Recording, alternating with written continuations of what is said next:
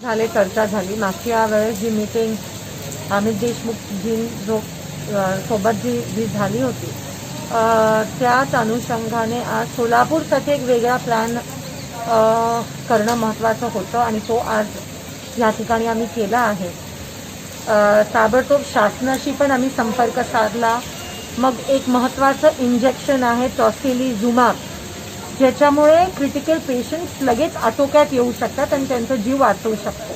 ते सोलापुरात नव्हते, ते सोलापुरातच नाही, ते आउट ऑफ स्टॉकच आहे, ते कमी बनवले जातात, पण ताबडतोब ते मागवले गेले सोलापूरसाठी आणि त्याच्यामुळे ते इंजेक्शन इथे कमी होते म्हणून लोक पुणे मुंबईला शिफ्ट व्हायचे। तुम्ही ऐकलं असेल की मागच्या आठवड्यात काही जण रुबीला गेले, काही मुंबईला गेले, तर आता ते होणार नाही, कारण का आता आपल्या इथे म्हणजे मी स्वतः त्या दिवशी माझी गाडी पाठवून काही इंजेक्शन या ठिकाणी आणले, पण आता आपण शासनाकडून पण ते इंजेक्शन मागवले टॉसिलिझुमॅब। तर काळजी करण्याचं काही नाही, ते क्रिटिकल पेशंट्सना, कोविड पॉझिटिव्ह क्रिटिकल पेशंट्सना ते इंजेक्शन दिले जातात। त्यानंतर लहाने डॉक्टरांना ताबडतोब फोन करून आपण सांगितलं की ते इंजेक्शन पाठवा। त्यानंतर रेमडेसिवीर म्हणून एक औषध आहे, ते पण आपण मागवलंय, कारण का ते पण आउट ऑफ स्टॉक आहे। त्यानंतर जसं मी मागच्या वेळेस म्हणालेली की आपल्या पूर्व भागात काही लोक आहेत ज्यांना खास करून लंगचा त्रास असतो, तर ते जे आपण स्क्रीनिंग करणार आहोत एक्सरे टेस्टिंग, त्यासाठी 2 दिवसात आमदार निधीतून एक्सरे मशीन मिळणार आहे। त्यासोबत अजून आपण एक्सरे मशीन म्हणजे सध्या 18,000 कोमॉर्बिड ज्याला म्हणतात ती संख्या आहे आपल्या सोलापुरात, तर त्या सगळ्या 18,000 लोकांचं एक्सरे स्क्रीनिंग आम्ही या ठिकाणी करणार आहोत। त्याच्यापैकी जे कोणी असे आढळून आले की ज्यांच्या लंगवर पॅच आहे किंवा ज्यांचं ऑक्सिजन लेवल कमी आहे, त्यांना ताबडतोब ॲडमिट करून त्यांच्यावर उपचार सुरू होणार आणि ते बरे होऊन घरी जाणार, ह्याची गॅरंटी देण्यासाठीच आजचा प्लॅन केला गेला आहे।